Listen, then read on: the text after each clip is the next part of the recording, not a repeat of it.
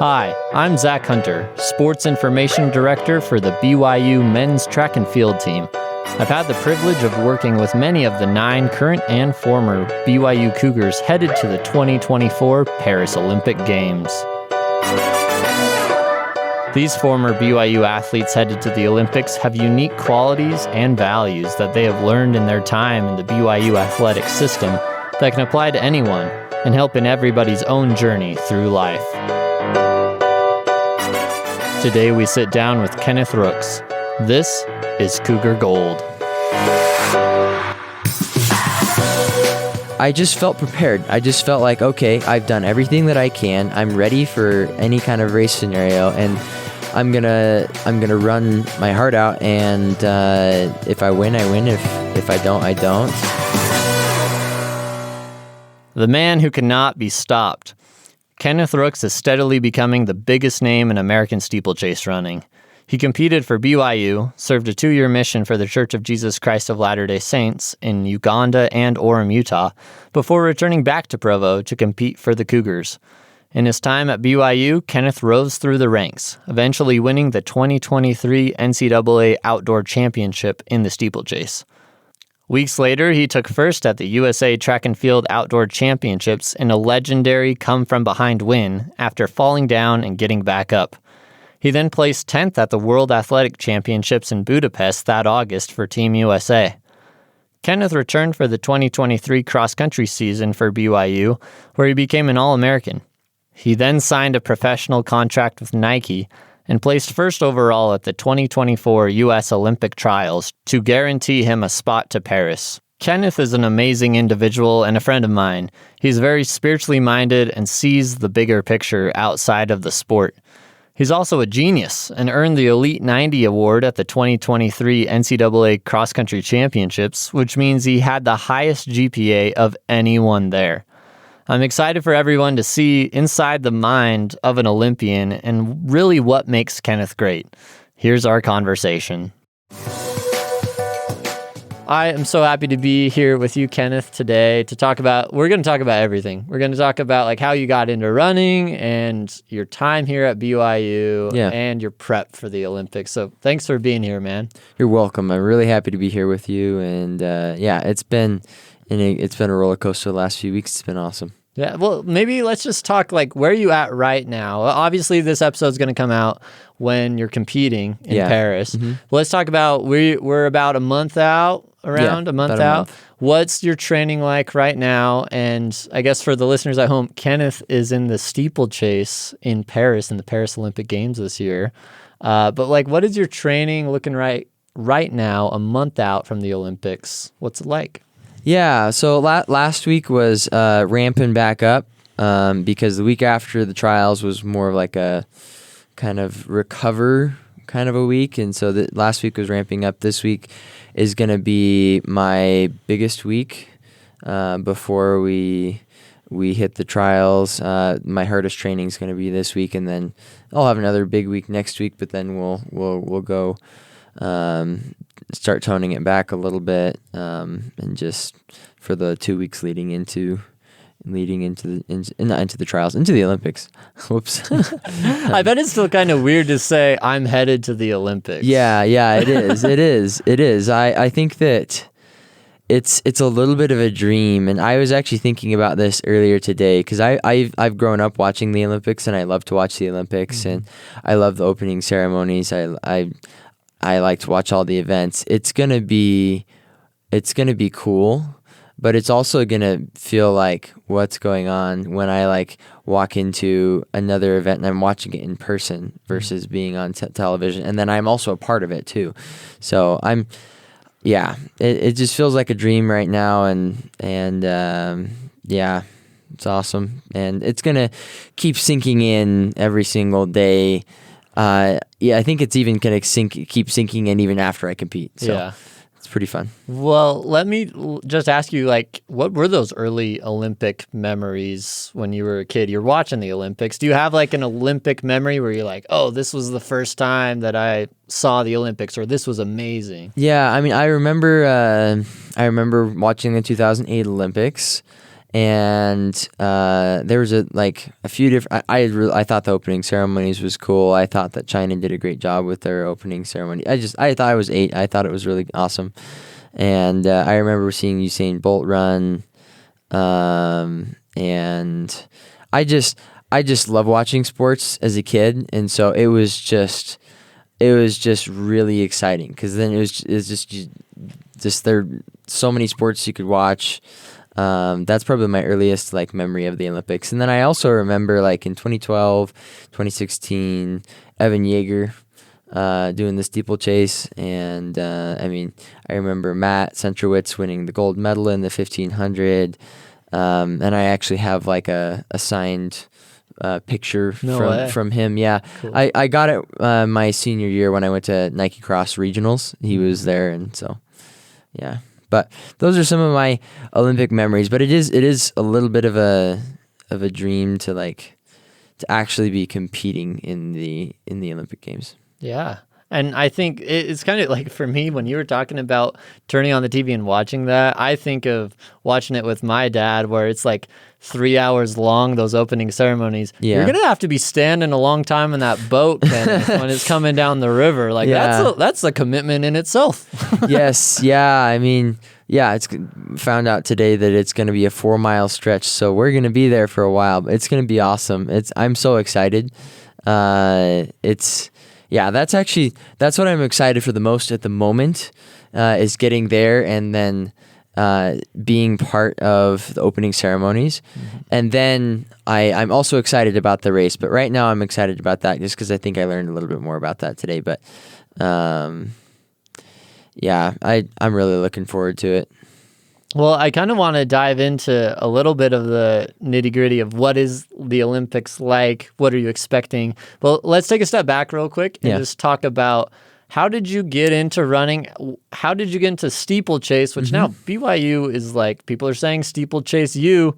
Yeah. How did you get into the steeplechase, and what kind of led you to BYU? Yeah, that's a great question. So I started running when I was in middle school. My dad ran track in high school and college, and so I looked up to him, and I kind of wanted to be like him. And he had, funny thing, he ran the steeplechase a few times in college when he ran for Umpqua Community College. So what college? Umpqua Community College. Umpqua Community College. It's in Oregon. Shout out to them. Shout out to Umpqua Community College, where my dad got his associate's degree and stuff. But so I started out in middle school. Just because I wanted to try out track, and I'd recognized that I would do good in the mile and in the school 5Ks or whatever. And so that's when I started track, and that was kind of the beginning of my journey and everything. But I never did the steeplechase in high school, and I was mainly in high school cross country, and then the 800 and the mile. But I also played other sports like basketball. I played throughout high school. I played baseball up until I started track. I actually played baseball through middle school. I did a little bit while I started track, but. My Coach Eyestone, he thought that I would be good at the steeplechase because of my background in the multiple events. And so he's like, I think you can be good in the steeplechase. I had a little bit of hurdle experience because I tried out hurdles for a week and a half in high school. So I knew a little bit of that, but I just took to the hurdling really well. And then I kept getting better every single time I raced my freshman year, made it to nationals. And then you made it to nationals your freshman year. My freshman year. That is remarkable. And you were going to blow past that, but that is. Yeah. Let's just take a moment. Yeah, that's amazing. Yeah, it was pretty remarkable, and it was awesome to have that experience my freshman year. And although at my last race, I qualified for the final. Didn't have a great race in the final my freshman year, but it just helped me be hungry for more. And getting back from my mission, because I went on I was a missionary after my freshman year. I just kept getting better, and now we're here. Wow.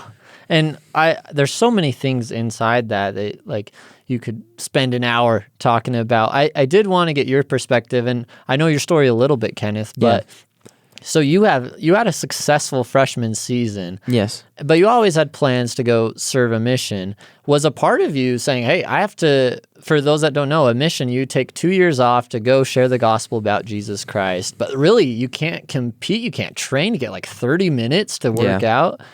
What was that kind of transition like? Was it hard for you, or was it just something that you always planned on? Well, I think a mission is something that I always planned on, and something that I always really wanted to do, although I didn't understand everything about it always. In my life, I really want to put God first in my life, and I felt like being a missionary was doing that and putting God first in my life and sacrificing essentially 2 years of my life to go serve Him and serve others, and to testify of Jesus Christ, and then to also grow and change in myself. And I guess that was my main focus, was putting God first and being focused on being a missionary. It was a hard transition to training a little bit, just because there's not as much time for training as a missionary. And I probably could have done better. I could have done better at staying in shape at times. I gained 25 pounds in my first 9 months. I was a missionary. Hey, I on my mission, I gained 30 pounds, but I am not an Olympian, Kenneth, and you are. So. Yeah, well, I mean, I went to Uganda, and they have a lot of oily, starchy, high-carb foods, which are good. That's good. But I gained a little bit, but I ended up losing it all by the time, after I got back. So yeah. Well, I think it's interesting to know you, and you are so committed in what area of life you're in, at least from what I know of you, Kenneth. Mm-hmm. And so I'm sure that like you were locked in to sharing the gospel. And then when you get back though, you're committed and locked in to getting in shape to get to that next level. Yeah. What was that transition like when you got back? Yeah, well, the transition was a little interesting for me. I hurt myself like twice when I was a missionary, but the second time the first time I like bruised my bursa, but I healed from that. It was fine. That wasn't a problem. That happened like in the first half of my mission, but I pulled my hamstring like a few months before I finished. And so like the last, 2 to 3 months of my mission, I like literally did no running at all, because for the first little bit, like I couldn't, because I pulled my hamstring pretty bad. I was just with some other missionaries, we decided to race, and I was trying to beat a guy. We were sprinting and strained a little too much, but so I had to navigate like trying to heal my hamstring when I got back. And so like my first few runs, I would go out at like 7:30 or 7:45 pace, but that was like my max speed that my hamstring could take. And so I had to try and like get my hamstring healed and then get back into shape. It took a little bit for things to like come together, but by the time January rolled around, I was in pretty good shape. I ran 4:04 in the mile, and then I ran in February. I ran like a 1:49 split. What's that turnaround in the 800? Wait, how many months was it? So I got back in July. Yeah, I got back in July. And you ran a 4:04 mile in January. Oh my gosh! So I did get back into shape relatively quickly. Even like though I had to deal with coming back from like an injury too, but yeah, and then I think it's amazing to just, and anyone that kind of has served a mission kind of knows that you go through so many changes, and so that's just impressive to see how your body was able to do that, but just the mental state as well, I'm sure was different getting in post your mission. What was the competition like when you started to get into your sophomore, your junior, your senior season? What kind of evolution did you take? So going into my sophomore season was the year I got back from my mission, and so after indoor season, I was back in the steeplechase, and it's interesting because I was on an upward trajectory that was steep, and so I ended up running 8:22 in the steeplechase at the end of the year, and got 6th at the NCAA championships my sophomore year, and that was within that was about a second off the school record at the time.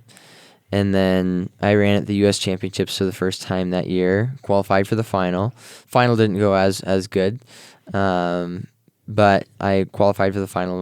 That was in 2022, my sophomore year.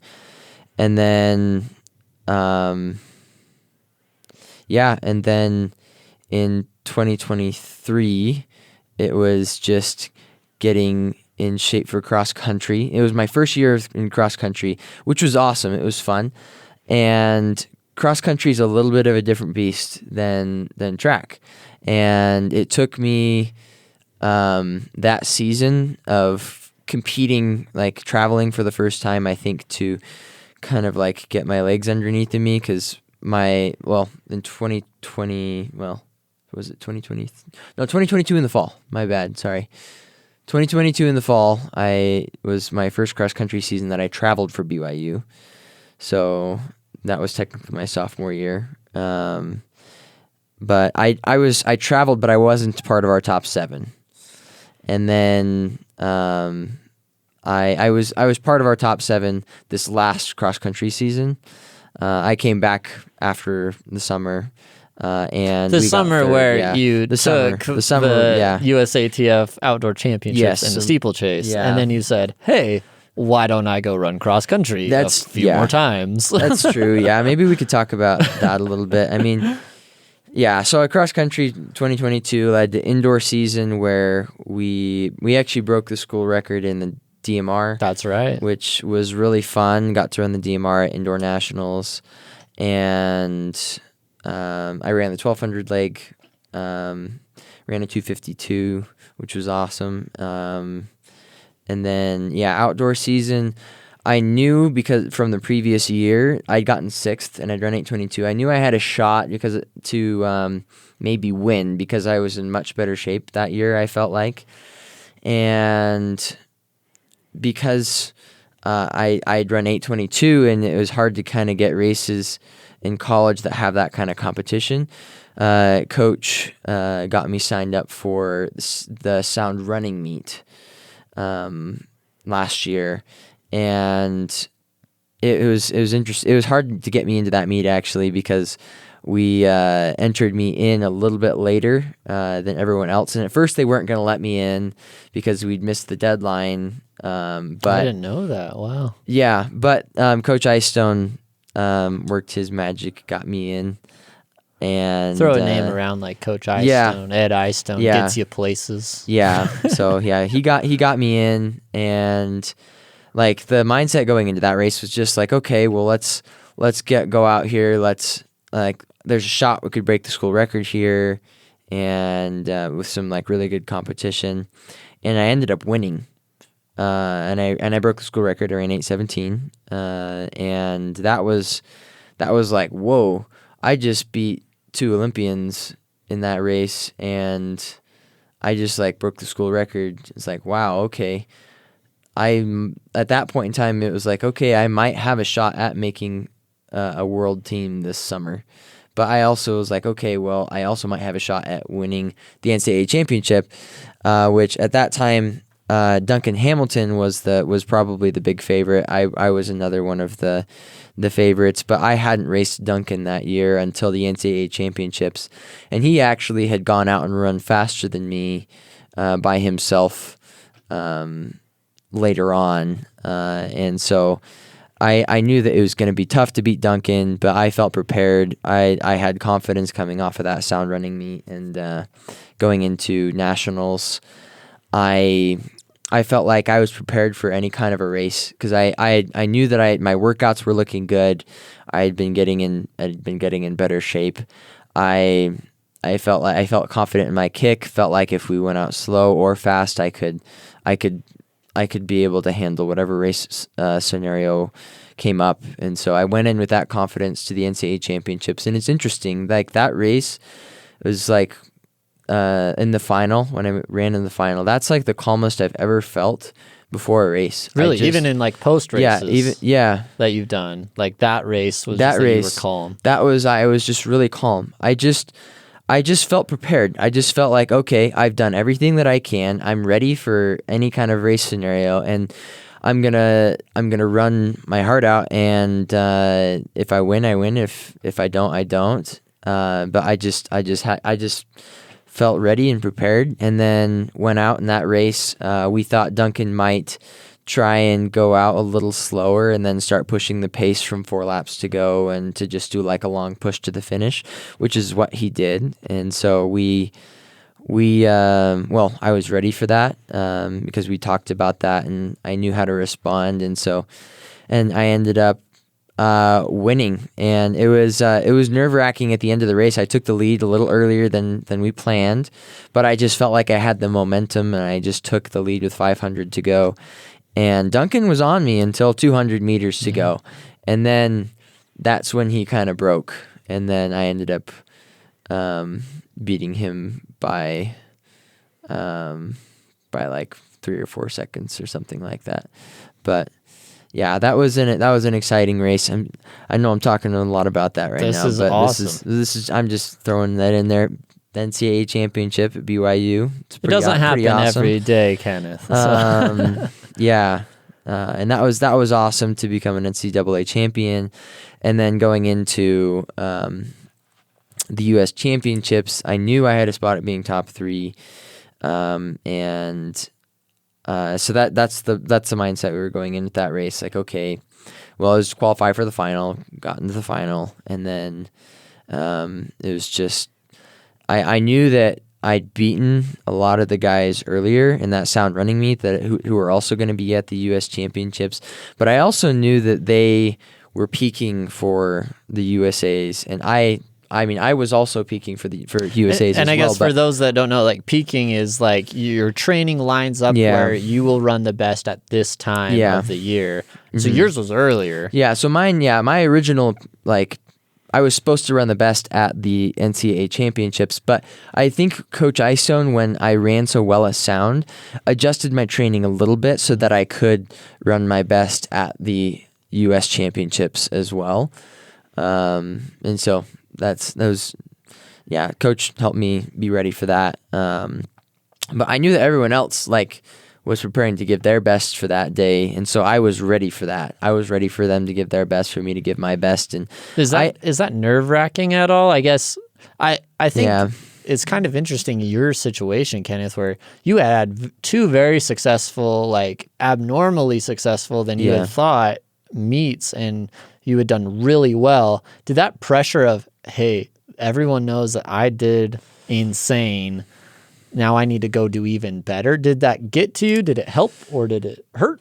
I don't think it really got to me that much. I think, to be honest, there was still, even though I'd beaten a lot of the pro guys and I'd won the NCAA championships, there wasn't a lot of hype put on me by other people. Mm-hmm. And I didn't put a ton of hype on myself, other than I just recognized the incredible opportunity that I had to compete at the U.S. championships and be in a position to possibly qualify for the World Championships, and to appreciate the moment and recognize it for what it was and give it my all. I think, Coach Icestone, he shared a little bit of a story when he went to his first Olympic trials. He kind of made the moment a little bit bigger than it was, and he looked at all the people around him, and he would tell the story better than me, but he got caught up, I think, in being worried about all the people around him rather than enjoying the moment and running his race. And this is based off of my memory. Again, you probably need to talk to Coach Icestone to verify all of that. And we will. But that's what I took out of it. And basically, I had been so focused last season, meeting with a sports psychologist and talking with coaches and stuff, to be process-based. I wanted to win the NCAA championship, and I knew that making the Worlds was a possibility, but I wanted to focus on the process of racing well and focusing on what I want to do in the race and making good decisions and not worrying about what everyone else is doing. And I've learned I've learned by doing that can help me be in a mindset where I can I can reach my goals and even surpass them. And it doesn't put as much of a limit on me. If I start to worry too much about the hype, then I can even put a limit on myself. And so that's something I'm even going to be thinking about going into the Olympics this year. Like, there's going to be people out there who are going to say that I have a shot at getting a medal, probably. People think that I'm going to be doing really good, but I'm not worried about that. I'm worried about more, what do I want to do, and focus on the process. And but recognizing that, there's a lot of great opportunities for me to do some amazing things.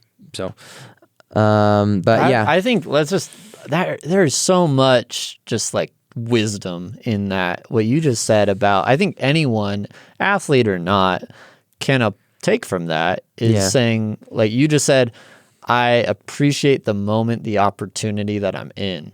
Mm-hmm. And I think that just rings true to me, of that we're all given different opportunities in whatever you're doing, work, school, anything, right? Yeah. But like you realize that and you say, hey, this is a gift and I am going to do my all, and I don't care what other people are doing outside of that. Yeah. Not in a way that's like putting them down or putting yourself up. Yeah. But it's a way of just saying, this is an awesome blessing and I'm going to put my all in it. And I think that's just something I've seen from you and a lot of the Olympians, is that they understand that.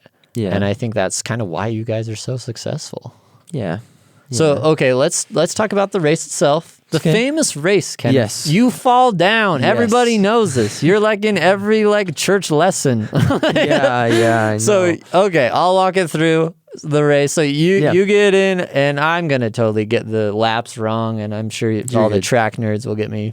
But you fall down in the start of the race, 2 laps in. Yeah. And so you fall down, you get back of the pack, and the steeplechase is like, oh shoot, if you get in the back, well, until you did this, you're out pretty much. But you're able to climb through, get back to that front pack, and then you went on to win the outdoor championships, Kenneth. Yes. And you are a legend in many households. But I guess take me through just the mindset of, okay, you just fell down. What are you thinking? Yeah, that's a good question. Well, I think what am I initially thinking? Yeah. Is like, I hope nobody steps on me. Oh yeah, I guess because they are all covered in spikes. Yeah. And so it's like that. Like, oh, like that would be really horrible if I get stepped on right now. But then I like rolled and I popped up and it was like, am I hurt? And then I was like, okay, no, nothing hurts. I'm okay. And so then it was the moment of decision, like, do I keep going? Do I step off the track? Like, what do I do? Those were real thoughts that you had. Those were real you thoughts. You said, I might as well just stop now. Well, yeah. I mean, that thought popped through my head for a moment. But I went back to, because I a few weeks prior to the race, I had a fall in practice. And so I fell actually on the same barrier, just on but I in practice I just rolled, popped up, finished the rep, and then I was like, okay, I need to have some sort of a plan. Like, if this happens in a race, I've got to have some sort of a game plan, because like, this could happen, whether it's me messing up, like I messed up in practice, I clipped to the hurdle and fell down, or maybe someone else trips me or whatever. I just wanted to have some sort of a race plan. So I had a plan that I would just catch back up slowly, and rather than catching back up right away, and so that's what that plan came into my mind. That plan, I think, was inspired a little bit by just experience, knowing that if I fall and sprint back up, that burns energy up really quickly and then tires me out. So, and the steeplechase is about being efficient, but also, like Henry Marsh used to run races from the back of the pack and then win or almost win. And so I knew that, like, okay, well, even if I'm in a bad position, like, that's not the end of the world. Like, I still can do something well. But So Henry Marsh's name popped into my head. My plan popped into my head. I made the decision, okay, let's just keep going. Got into a rhythm, and then I locked into the person in the back of the pack, and I was probably 3 to 4 seconds back from the person who was the next person ahead of me. And so I just gradually worked my way back up, and I had let go of all expectations of making the world team. I had let go of my expectations of being top 3. At that point, it was okay, I'm going to give it the best I can give. I'm going to give it my all. However I finish, I'm going to finish. And so it wasn't, I'm going to beat that guy. No, it wasn't necessarily that. But I mean, yes. Yes. It's a race. I'm competitive. I want to see how many guys I can catch. That's kind of what it was. Yeah. So yes, there's the competitiveness there, but I had let go of the expectation of being top 3. I wasn't necessarily expecting to be top 3 at that point in time. And then when I connected with the pack, started racing again, I began to realize more and more as the race went on that, okay, I'm in better position than I think that I am. I might be able to still get top 3, and then I didn't actually realize I was going to win the thing until 100 to go, 100 meters to go. Wow. And the last water jump, between the last water jump and the last hurdle, it was that was kind of where I realized where I was going to win. So yeah, it was a whole roller coaster in there, but I'm grateful for my coaches and this sports psychologist that I went to go see, and also just other preparation that I went through, and the Lord watching over me, just helping me stay focused and present in that moment to make the decisions that I made to put myself in the position that I put myself to win. Wow.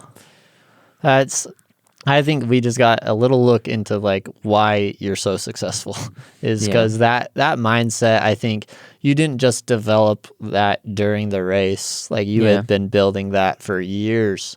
Mm-hmm. And I just know that's going to help you in your Olympics when it's coming up in the Olympics. Yeah.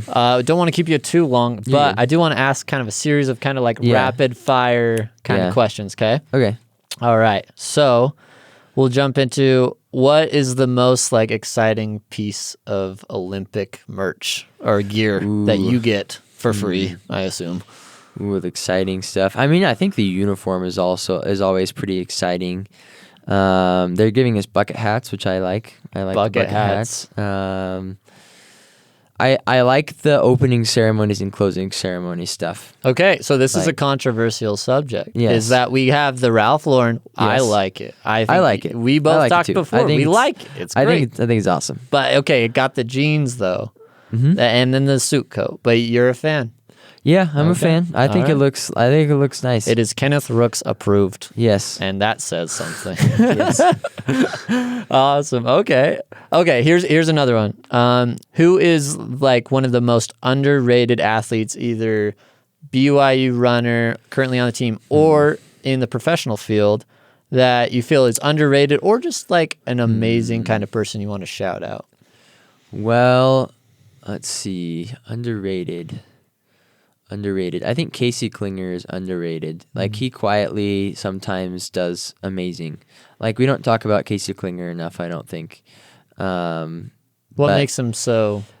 Well, Casey's just an awesome guy, and he also is an amazing runner. He got I don't know, last year, not this year, but the year prior, he got second in the 5K indoors. He got fourth in the 3K that weekend. That's an amazing double. He got third in the 10K outdoors. He got fifth at the trials this last few weeks ago.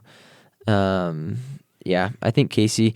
It's hard to say because Casey is so well known and so respected. But I still think he is a little underrated. But that's my opinion. And then of people, well, James is also, I think we do got to shout out. Yeah, we got to give a shout out to James. James. So James is also underrated. We're going to do a whole segment with James, but I guess for everyone, James Corrigan, wasn't projected to be on the Olympic team, is Yes. now Kenneth's partner in the steeplechase, has a school record. Kenneth helped with that process. Yeah. What's it like to be with James headed to Paris? It's awesome. It's awesome to go to Paris with James. I mean, we're teammates, we're friends, and it's been awesome to see the journey he's gone through this year, to be where he's at and to see what he's done.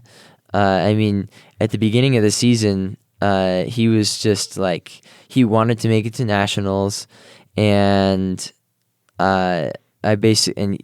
anyway, he was very, very like, I don't know how it's gonna feel like running under 8:30. Like that was like a big, like, that was kind of like freaky a little bit. I don't know if freaky, but it was just kind of like, okay, The man was like an 8:51 runner last year. Yeah, exactly. And so like that's why. But now he's run 8:13, and like what he did, is incredible to think about. I mean, he peaked for the right time at the Olympic trials to run the best he could run. He ran a big personal best in the prelims. Then he comes back and recovers well and gets third in the final. And then 6 days later, he has to go run 8:13. Yeah, well, he has to go run faster than 8:15. Not just like the best in his life, but like the best like in like anyone's lives that has run this like in a while. It's like I read some stat. It's like the fastest time run by a collegiate since 1994 or something like that. So it's like, it's pretty crazy. Like, it's crazy to think about. It was cool to have Dan Michalski be a part of it too, and he was the pacer for that. I was just cheering. I was gonna help pace initially, but that didn't end up playing out that way. I'm glad it didn't end up playing out that way. Your cheers are worth it. It played out exactly as it needed to play out. But it's awesome to be with James. He has a little bit of a level of what we would call naivete, or just like a little bit of being naive. Which in a good way, which is like in a good way, not like being naive in a bad way, but being naive in a good way, to where he can like push himself to like limits that like he wouldn't even think about. He hasn't set those limitations. Yeah, he hasn't set those limitations on himself. So like if you told James he was going to run 8:13 at the beginning of the season, he probably would have been like, "You're crazy," but he did it, and now he's going to the Olympics. So yeah, it's pretty amazing. Well, I am just so happy for you and all the BYU athletes. Yeah. I just want to ask you one final question. Yeah. Actually, hold on. Before you go on, do this. Sorry. One shout out to Matt Wilkinson. Matt Wilkinson. He has been a little bit, I think, underrated this season. Just, I don't know. I've had my eye on Matt ever since indoor season. I thought he was going to be one of the guys that was going to have a really good shot at making the team, and he made the team. So, quick shout out to Matt. Shout out to Matt. That's awesome. Yeah, and he's put in a ton of work. It's awesome for him. It's exciting to see what he's done too. But anyway, I think that's amazing. That just shows who you are, Kenneth. You're always just like, let's throw the praise on someone else, and I think that's just awesome. Yeah. I guess the last question I just had for you is just, what is, like, if you had to boil down to one principle that you learned here at BYU that has helped you be an Olympian, what would you say that is? I think the importance of priorities. Like, I think one of the reasons why I am an Olympian is because I try and prioritize the things that matter most first, and that's something that I've learned from Coach Eystone. That's something I've learned here at BYU, just being surrounded by so many amazing people and amazing teammates as well. But just prioritizing the things that matter most, like prioritizing, God, and prioritizing, my wife, and prioritizing, all of those things that matter most, and like if I prioritize that, then it helps everything else fall into place. Yeah, I don't know. It's just, I guess we could just keep it simple. Yeah, just like prioritizing those things that matter most first, and then just following that pattern of making sure the things that matter most are first, then everything else falls into place. So that's a great answer. We can just say that. I love it. Well, thank you so much, Kenneth. This was like so fun just to dive into the mindset that you have. And I think a lot of people, they see parts of it, but I think it will really just kind of, hopefully there's things that people can apply to their own lives from this too. But I wish you all the best in Paris. I wish everybody, the whole team, the best. And just thanks for being on, man. You're welcome. Wow, what an amazing person Kenneth is. It's fun to hop into the mind of one of the best distance runners there is and see how humble and patient the person Kenneth has become. All of the best luck to Kenneth in Paris. The first round of the men's steeplechase will feature both Kenneth and his teammate James. It is slated for Monday, August 5th with coverage on the NBC family of networks. Cougar Gold is partnered with BYU Athletics and produced by Cleon Wall, Ethan Horn, and Jonas Guffey. Episodes are available on BYURadio.org, the BYU Radio app, and wherever you can find podcasts.